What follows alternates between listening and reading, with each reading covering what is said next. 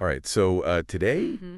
we're going to trade our usual reading list for a Hmm. menu. Okay, we are diving into something fun. Right. Top 10 best Chinese foods. Okay. And this is according to the Top 10's website. Uh-huh. But some of these top contenders, get this, Okay. aren't actually Chinese. It's funny about these best of lists, I know, They right? tend to show what's popular and trendy and not necessarily what experts or a culture itself would say is the most, Yeah. representative or authentic. That's what makes this whole deep dive so interesting to me, right? Yeah. What does this list actually tell us Exactly. about how Chinese food is perceived Yeah. versus what's authentic? Right.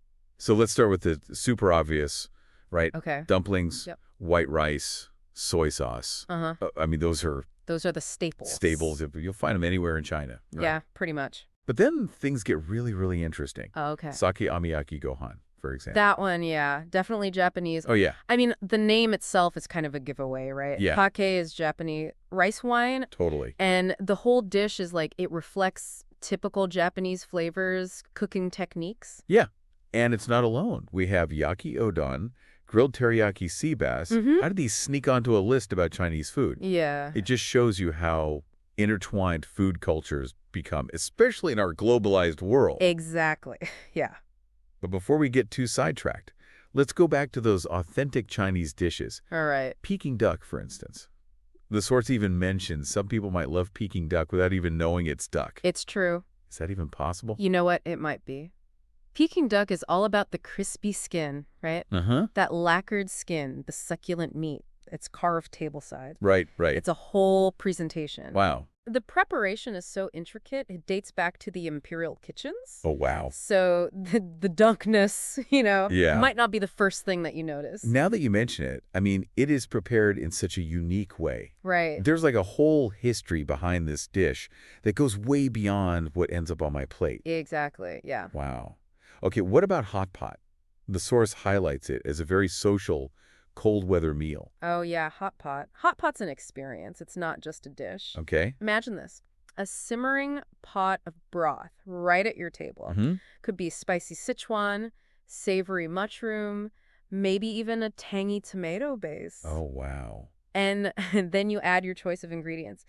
Thinly sliced meats, fresh vegetables, tofu, noodles. Okay. You cook them right there in the broth. Wow. So it's communal, interactive, and it's perfect for a cold night. Yeah. Perfect for sharing, too. Totally. Okay. That officially sounds delicious to me. Right.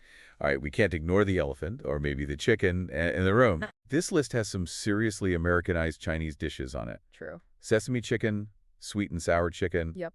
Super popular here in the U.S., but I've heard, Yeah. you don't find them much in China. Why is that? It's a story of adaptation.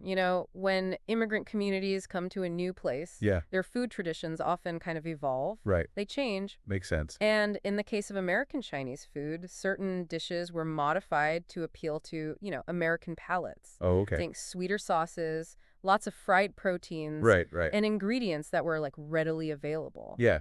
So is that a bad thing? Does it mean those dishes are less authentic? It's not about good or bad. It's about recognizing how food reflects cultural exchange and adaptation. Okay. These Americanized dishes have their own place, right, Yeah. in the American culinary landscape. Right.